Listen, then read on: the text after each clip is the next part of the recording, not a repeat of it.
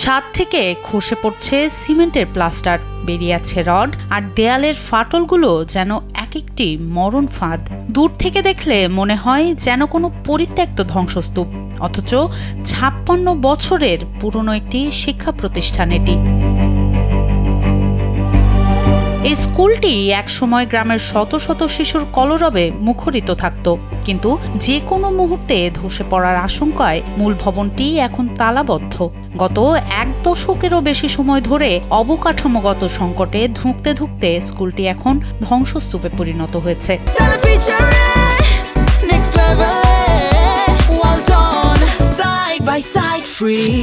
ভয়ে কোনো শিক্ষক বা শিক্ষার্থী এখন আর সেই ভবনের ছায়াও মারায় না। অনেক পাটল অনেক জায়গা দিয়ে দেখা দিচ্ছে, রডগুলো দেখা যাচ্ছে।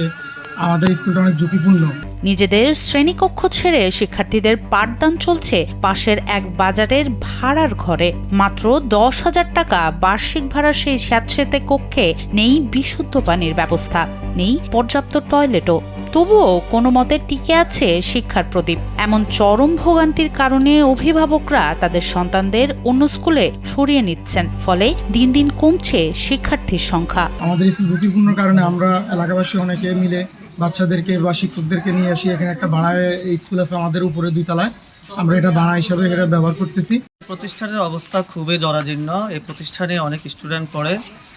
এই প্রতিষ্ঠানের এমন অবস্থা, এই প্রতিষ্ঠানে কোনো স্টুডেন্ট এখন এখানে ভর্তি হতে চাচ্ছে না, কারণ প্রতিষ্ঠানটা ভেঙে পড়তেছে। যে কোনো সময় স্টুডেন্টরা দুর্ঘটনা ঘটিত হবে। এই কারণে এই প্রতিষ্ঠানটা একটা ভাড়া জায়গার মধ্যে নিছে, কিন্তু ওই জায়গাতেও থাকা সম্ভব হচ্ছে না। এমন করুণ চিত্র দেখা গেছে কুমিল্লার মনোহরগঞ্জ উপজেলার নরহরিপুর সরকারি প্রাথমিক বিদ্যালয়ে। ১৯৭০ সালে প্রতিষ্ঠিত এই স্কুলটি এখন স্রেফ অবহেলার প্রতিচ্ছবি। ২০১৮ সালে প্রধান শিক্ষক মোশাররফ হোসেন যোগদানের পর থেকেই ভবনটির জরাজীর্ণ দশা দেখে আসছেন। তিনি জানান, প্রশাসনের দ্বারে দ্বারে ঘুরেও সমাধান না পেয়ে বাধ্য হয়ে স্থানীয়দের সহযোগিতায় বিকল্প ব্যবস্থায় ক্লাস চালু রেখেছেন। আমার বিদ্যালয় ভবনটি একান্ত ঝুঁকিপূর্ণ, যেখানে পাঠদান সুচিন্তিত অভিভাবকরা সমর্থন করে না।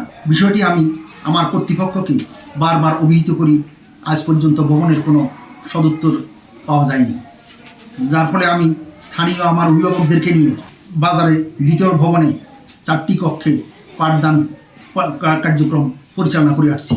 আমার বিদ্যালয়ের ছাত্রছাত্রীর সংখ্যা বছর বছর উল্লেখযোগ্য হারে হ্রাস পাচ্ছে। স্থানীয়রা জানান, ভবনের অভাবে অনেক অভিভাবক সন্তানদের অন্য স্কুলে সরিয়ে নিচ্ছেন। জরুরি ভিত্তিতে প্রতিষ্ঠানটা পুনর্নির্মাণ করা খুবই প্রয়োজন। করলে এলাকাবাসী খুব উপকৃত হবে, এবং এই প্রতিষ্ঠান থেকে অন্য প্রতিষ্ঠান অনেক দূরে, যে এই এলাকার বাচ্চারা যায় অন্য স্কুলে পড়াশোনা করবে, যেটা তাদের পক্ষে খুবই অসম্ভব। এই প্রতিষ্ঠানের এখানে ছাত্রছাত্রীদের নিয়ে ক্লাস করাটা আশঙ্কাজনক। মনোহরগঞ্জ উপজেলা শিক্ষা অফিসার কাজী মোহাম্মদ জাহাঙ্গীর জানান, বিষয়টি ঊর্ধ্বতন কর্তৃপক্ষকে জানানো হয়েছে এবং শীঘ্রই নতুন ভবন নির্মাণের উদ্যোগ নেওয়া হবে বলে তিনি আশাবাদী।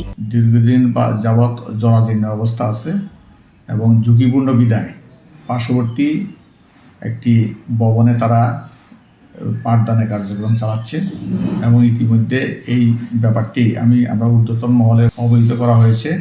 এই ভবনটি নতুন ভবন হবে বলে আমরা আশা করতেছি। ৫৬ বছরের পুরনো স্কুলটিতে বড় কোনো দুর্ঘটনা ঘটার আগেই এখানে নতুন ভবন নির্মাণের দাবি জানিয়েছে এলাকাবাসী। সনম সিদ্দিকী, কালবেলা।